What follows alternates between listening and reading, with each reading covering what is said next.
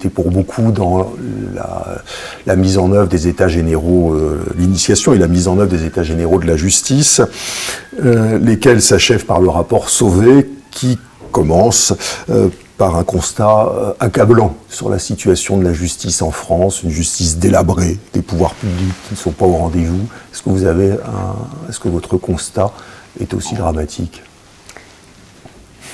Mon constat est vraiment dramatique parce que c'est avec François Molins, l'actuel procureur général de la Cour de cassation, nous sommes allés voir au nom du Conseil supérieur de la magistrature le président de la République pour l'alerter sur l'état de la justice. Et après nous avoir entendu, le président de la République a décidé de lancer les états généraux de la justice. Alors que ces états généraux étaient lancés, il y a eu ce qu'on a appelé la tribune des 3000, donc un certain nombre de magistrats qui ont signé une tribune pour dénoncer les conditions dans lesquelles ils exerçaient leurs fonctions. Moi, ça ne m'a pas étonnée, parce qu'en fait, ce qui a motivé cette demande d'intervention de l'État pour réformer la justice, c'était l'état de délabrement dans lequel se trouve la justice. Alors, état de délabrement, qu'est-ce qu'on entend par là ? Pour être concret. Très concrètement, quand je suis devenu magistrat il y a plus de 40 ans, la justice était sous-dotée budgétairement, mais fonctionnait quand même à peu près. Actuellement, la plupart des juridictions, il y a un manque cruel d'effectifs, de magistrats, de fonctionnaires de justice, et la plupart des juridictions n'arrivent pas à juger le volume des dossiers qu'elles ont au regard des moyens qui leur sont alloués. Alors, à la suite du rapport du comité des États généraux, il y a des moyens extrêmement importants qui ont été prévus pour la justice. Mais moi, je pense que ces moyens ne suffisent pas, parce que l'un des éléments essentiels du rapport des États généraux, c'est de dire depuis 30 ans, il n'y a aucune vision globale des réformes à mener. Oui, alors avant ça, est-ce que vous ne pensez pas, malgré tout, que les moyens sont pas toujours très bien utilisés? Est-ce que vous ne pensez pas, par exemple, que la procédure s'est complexifiée à outrance? Mais ça, j'en suis persuadée. Mais je suis totalement persuadée de la procédure pour la procédure. Il y a des décrets d'appel là qui vont être modifiés, mais ce que je dirais par rapport à ça, on va simplifier ces décrets, mais ensuite les affaires continueront à attendre 18 mois à 2 ans avant d'être jugées. Donc c'est bien de simplifier les décrets de procédure, mais si après les juridictions ne sont pas en capacité de traiter leur stock, on n'aura pas réglé le problème. Donc plus de moyens pour les juges et pour les justiciables. Une autre façon de travailler aussi. Et une autre, oui. Un des éléments essentiels du rapport des États généraux, c'est de dire qu'il y a un périmètre d'intervention du juge qui est trop important par rapport aux moyens. Donc soit on diminue le périmètre, soit on augmente les moyens, mais moi je suis persuadée que même avec l'augmentation des moyens, on aura beaucoup de difficultés. D'où l'idée, c'est d'avoir des modes amiables de règlement des différends. Juste avant de venir au mode amiable, pardon, Madame la Première Présidente, je vous interromps, mais vous avez parlé du périmètre du juge. Et donc je comprends qu'on peut en avoir différentes conceptions. On a une vision très française. Dans mes fonctions à la Cour de cassation, j'ai quand même beaucoup échangé avec des cours d'autres pays en Europe. Et on a un degré d'intervention du juge en France qui est très important. Il y a d'autres systèmes qui existent dans d'autres pays où le juge n'intervient que vraiment comme un recours. En France, moi j'ai toujours posé la question, quelle est la valeur ajoutée d'un juge qui fixe des pensions alimentaires à 20 € près, après plusieurs années d'études?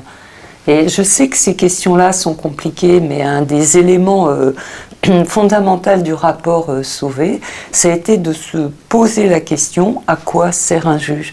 Et justement, à quoi sert un juge? Parce que les étudiants apprennent qu'un juge civil, sert à trancher des litiges, et de temps en temps, il a une fonction de protection par l'exercice de ce qu'on appelle la juridiction gracieuse. Bon, mais c'était vrai il y a 40 ans. C'était vrai. C'est l'histoire du droit, ça, alors. Non, mais c'était vrai il y a 40 ans. de plus en plus s'est développé ce qu'on appelle l'office de protection du juge. Et une grande part de la justice, très grande part, en première instance, c'est ce que l'on appelle, enfin c'est proche de la justice de proximité. Donc c'est le contentieux des expulsions, le contentieux du surendettement, le contentieux des litiges à faible valeur monétaire. Et je peux donner un exemple. Par exemple, un juge, quand il a une audience dans laquelle l'expulsion est demandée par le bailleur, le locataire n'a quasiment aucune ressource, n'a pas payé son loyer pendant 2 ans, que peut faire un juge ? Évidemment, il résilie le bail, donc il fait du droit. Mais une fois qu'il a résilié le bail, il ne peut pas faire grand-chose. Et ce type de contentieux n'existait pas avec cette prégnance il y a un certain nombre d'années. Donc ça s'est quand même beaucoup développé. Dans d'autres pays, c'est pas un juge qui intervient. Il y a d'autres modes. Donc ce que vous nous dites, oui, c'est que sur cette fonction de protection, d'autres instances pourraient le faire. Il y a quand même une grande part des contentieux. Vous savez, mon expérience du tribunal de Paris et de la Cour d'appel de Paris m'a beaucoup marqué. Juste pour reprendre, donc ce que vous nous dites, c'est que finalement, on est encombré, enfin la justice est encombrée ou pas, mais en tout cas est occupée par des affaires de protection qui pourraient être traitées ailleurs, de sorte que sur des questions où le juge serait nécessaire, il n'y en a plus. Je caricature ou pas ? Un peu, oui, c'est un peu caricatural. La justice traite beaucoup de dossiers humainement compliqués, mais techniquement pas très compliqués. Et moi, ce que j'ai toujours pensé, c'est que la justice doit être capable de traiter ces dossiers-là, mais doit être capable de traiter les dossiers très compliqués. Et actuellement, la justice ne sait pratiquement plus traiter les dossiers très compliqués. C'est bien ça le problème. Et ça a été dit dans le rapport des États généraux. On peut prendre un exemple de contentieux ? Je prendrais l'exemple, par exemple, de la propriété intellectuelle, du droit de la concurrence. Il y a une juridiction unifiée du brevet qui va être mise en place. Il n'y a quasiment aucun magistrat français qui va faire partie de cette juridiction unifiée du brevet. Alors qu'il y a 10 ans, il y avait 10 ou 15 candidatures. Tous les magistrats sont partis à la retraite. C'est pas une excellente nouvelle pour l'attractivité de la place judiciaire française, bon, pour laquelle vous avez quand même fait beaucoup. Puisque à la Cour d'appel de Paris, oui. Je pense que ça mérite une petite incidente. Moi, j'ai toujours,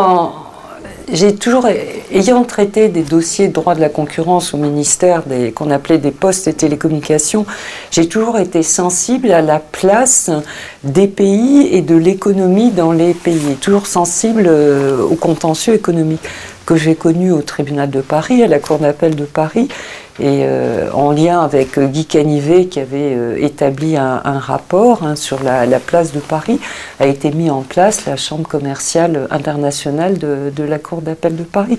Donc là, il y a des magistrats extrêmement spécialisés, mais encore faut-il que le relais soit assuré après. Chambre devant lesquelles on peut plaider en anglais. Exactement, et produire des pièces en anglais. Et ce qui finalement a été fait par un protocole Par un protocole, sinon il fallait modifier la Constitution parce que d'après le droit français, on ne peut s'exprimer ce qu'on peut comprendre qu'en droit français. Donc devant cette chambre, on peut s'exprimer en anglais. Donc le choix de la souplesse, encore pour avancer. D'autres sujets, oui. Avant ces états généraux, il y a ce rapport dit de la commission 2030 que vous commandez, et dont le but est de dessiner ce que peut être le programme de la justice pour les 10 années, enfin un petit peu moins maintenant, qui se profilent devant nous. Il y a plusieurs sujets qui sont abordés. Je voudrais peut-être pas on va peut-être pas tous les prendre, mais vous parlez du recrutement des magistrats, qui est une question qui interroge beaucoup, et notamment on connaît la question lancinante, est-ce que c'est bien de recruter des magistrats au berceau et de les former à 25 ans? Est-ce qu'il ne serait pas mieux de mélanger un peu et de faire en sorte qu'à côté de magistrats formés à l'ENM, il y a aussi des magistrats qui ont une carrière d'avocat, de juriste d'entreprise, etc. etc. Qu'est-ce que vous pensez de ce... Moi, j'en suis absolument persuadée. Alors pourquoi le rapport de la commission 2030 ? Est-ce que vous pensez que la diversification du recrutement peut avoir une incidence sur la légitimité de la justice et des magistrats, ou est-ce que c'est Moi, je pense que c'est essentiel, parce que je me suis rendu compte au tribunal de Paris qu'il y avait de moins en moins de civilistes. Oui. Et lorsque j'ai, parmi les magistrats, pour des raisons extrêmement diverses, mais de moins en moins de magistrats capables de traiter des dossiers civils complexes. Et l'université m'a toujours dit, nous avons les civilistes à l'université. Je vous l'ai dit. Donc je me suis dit que ce qui serait très intéressant, ce serait qu'il y ait des maîtres de conférences pendant 5 ans, par exemple, qui viennent dans les juridictions et participent à la justice civile. C'est vrai qu'il va y avoir beaucoup de recrutements qui ont été prévus par le ministère de la Justice. On parle beaucoup des avocats, mais moi je pense qu'il faut des professeurs d'université. J'ai l'expérience de la Cour de cassation avec des conseillers en service extraordinaire, des professeurs d'université, et je trouve qu'ils ont un apport assez extraordinaire. Ils ont une autre vision qu'ils apportent, et le fait peut-être qu'ils interviennent dans un temps limité avec d'autres modes de raisonnement sont d'une grande source de richesse pour les magistrats professionnels. Alors, toujours sur la légitimité, vous parlez beaucoup, il est beaucoup question dans ce rapport de la commission 2030 du dialogue des juges, qui est un sujet qu'on connaît relativement bien. Je sais qu'il vous tient à cœur, mais j'ai envie de vous prendre à contre-pied, de vous dire, est-ce que la première préoccupation aujourd'hui ne doit pas être le dialogue entre les juges et le peuple? Mais ça, j'en suis également persuadée. Moi, je pense qu'il faut les deux, en fait. Il faut déjà dialoguer avec ses homologues. Il faut dialoguer en France pour la Cour de cassation avec les cours d'appel et les juridictions du fond, avec le Conseil d'État, le Conseil constitutionnel et les cours suprêmes des autres États. Le dialogue avec le peuple, en fait, moi je pense que ça commence dès l'école primaire. Dans ma carrière, vous savez, il y a une des décorations dont je suis extrêmement fière, c'est les décorations qui viennent de l'éducation nationale, parce que j'ai animé des festivals du film judiciaire. Quand j'étais présidente du tribunal d'Évreux, on allait dans les lycées et on participait à l'éducation civique des élèves. Et de mon point de vue, quand on voit le taux d'abstention en France pour les élections, s'il y avait une éducation civique dans les collèges, même pour les petits, ça changerait fondamentalement, je pense, l'histoire de la société française. Et ça changerait la façon dont les citoyens abordent la justice. Moi, je le vois avec les jurés d'assises, il n'y a pas meilleur défenseur de la justice que ceux qui ont siégé aux assises. Et pourtant, on est en train de les faire disparaître des cours d'assises. On ne les fait pas disparaître, mais je pense que c'est lié, malheureusement, enfin moi tel que je le vois, c'est un peu une réforme budgétaire. C'est-à-dire les réformes budgétaires dont on a l'habitude depuis 30 ans au ministère de la Justice, comme on n'a pas les moyens, on diminue le périmètre du juge. Là, pourquoi il n'y a plus de jurés?